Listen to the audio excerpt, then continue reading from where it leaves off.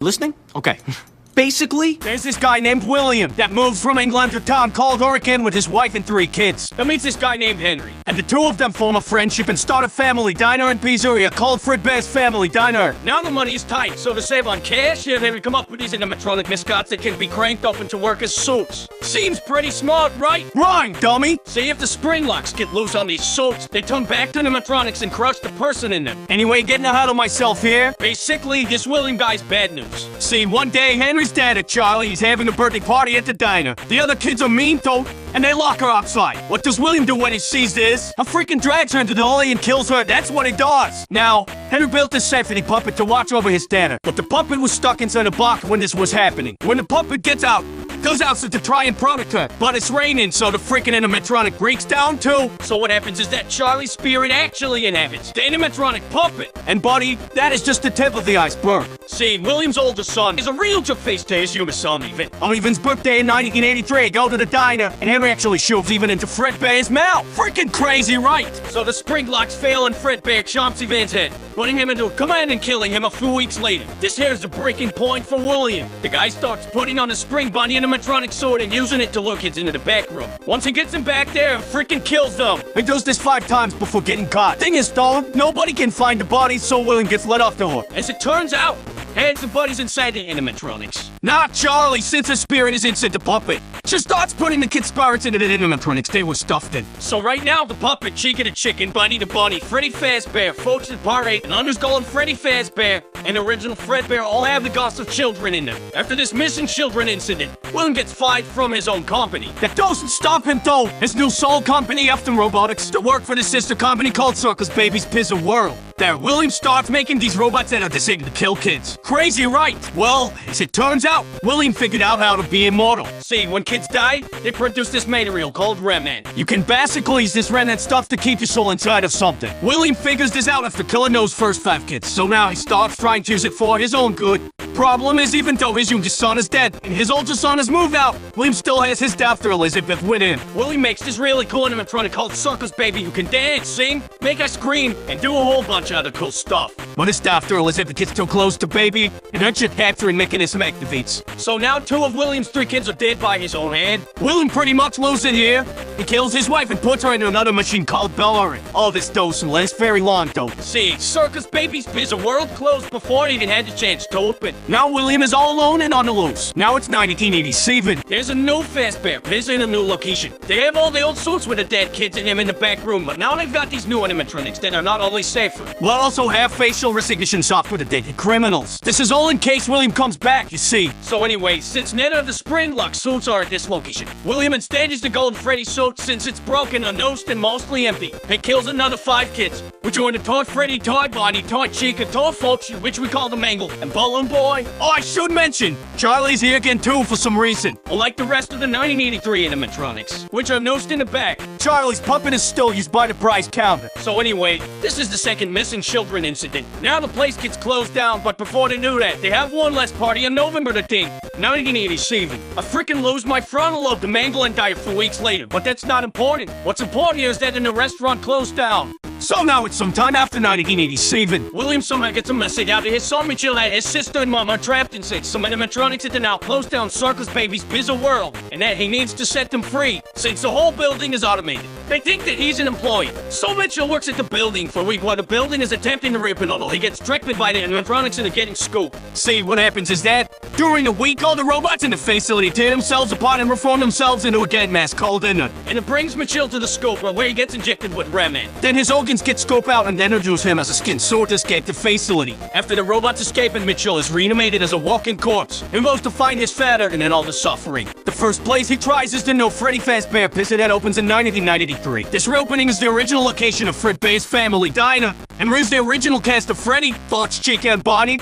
They even refit Golden Freddy, but they never use him. Since Mitchell was blacklisted after getting his brother killed, he used a fake name, Mike Skimmett, to get a job at the No Place. However, after a week of working, with all the animatronics trying to kill him, thinking that he's his father, he gets fired and the place shuts down. Mitchell wouldn't find William until 2023 with Fazbear Fright, but before that happens, we need to talk about what happened to William. See, William just come back to the original location. He knows that the kids all live inside the animatronics, and he can't have that, so he goes to the building after it's being shut down to try and dismantle them. See, all Fazbear locations include a hidden room that is off the map and invisible to animatronics for storage. Also for spring lock, failing victims to bleed out and so that the children don't see. William hides in this room, coming out to dismantle the animatronics until he tears down all 5 of them. However, once he does this, the ghost manifests and attack William, forcing him to hide in an old spring bunny sword that's been rotting in the room since 1983.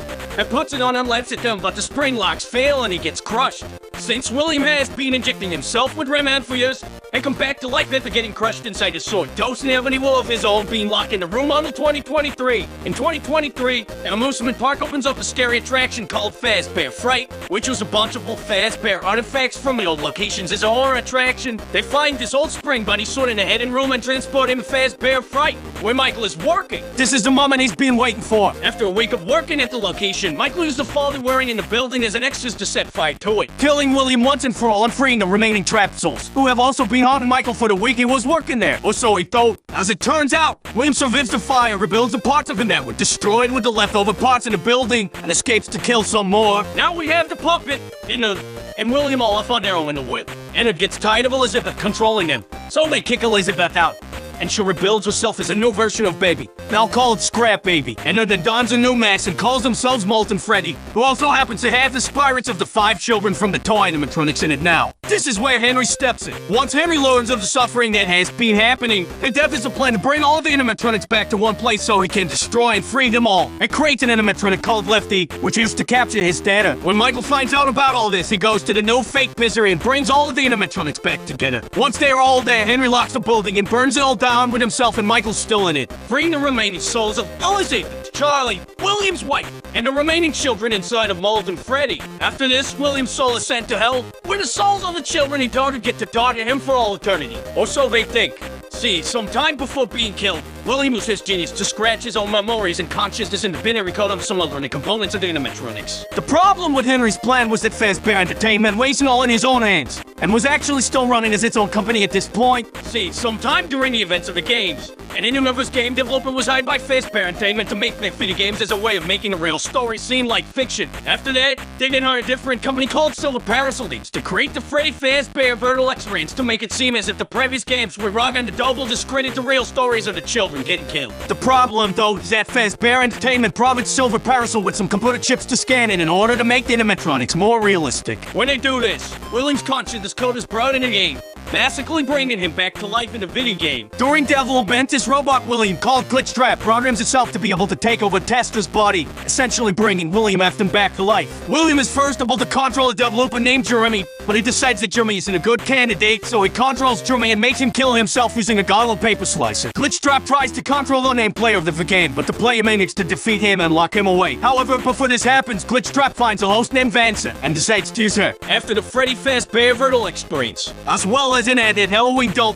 Fazbear Entertainment and commissioned the creation of a gin mall called the Fazbear Megapixelplex. During the time that the Megapixelplex was running, multiple animatronics were switched around and the tragedy started again. But before we go into the events that transpired there, we have to talk more about Vanessa and another individual known as Patient 46. Patient 46 to be a tech-savvy genius, but is also at the same time a chill. And how they are treated and referred to by the various therapists that we hear their sessions from? Well, it's clear that Patient 46 and Vanessa to different people. It is unknown for certain who Patient 46 is. What is known is that Patient 46 spends a lot of time at the Pizaplex before the events of Security Breach and helps reprogram the system, and believing that they are working with Vanny. Vance's alter go while under the control of William. What else is known is that Patient 46 lied about whatever happened to their family. The 6-in tape reveals that they actually had a great children. Vance is known also to have had a terrible father named Bill according to tape 3. Apparently Vance's dad forced her to lie during a custody hearing between him and her mother, leading to her mother doing something afterwards, likely committing suicide. Anyway, the events preceding Security Breach include at least 9 more missing people, likely all children, as well as multiple missing therapists who were likely killed by Vanny. At some point, Bonnie the Bunny is replaced by a new animatronic named Montgomery Gator. This happens following a night where Bonnie went down to Monty's golf course and then was unseen afterwards. Many speculate that Monty may have killed Bonnie or dismantled him in order to make his way into the main cast, but we do not know for sure. What we do know, however, is that Monty took over Bonnie's role in the main cast. Rook and Wolf, another new animatronic, also took over Folk's role, but there's no given explanation for this.